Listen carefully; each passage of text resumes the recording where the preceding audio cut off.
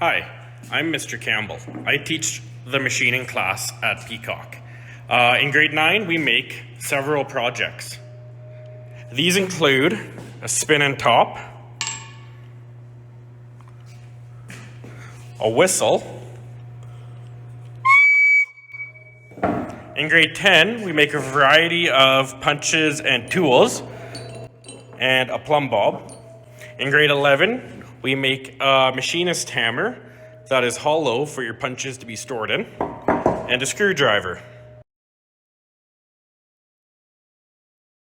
We move on to threading, where we make a captive nut puzzle and a jack stand.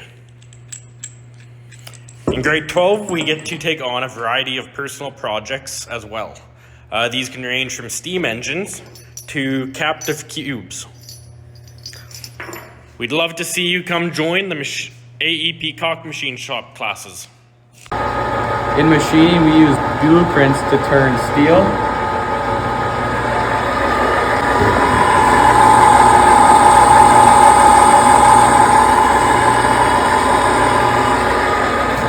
into something like this.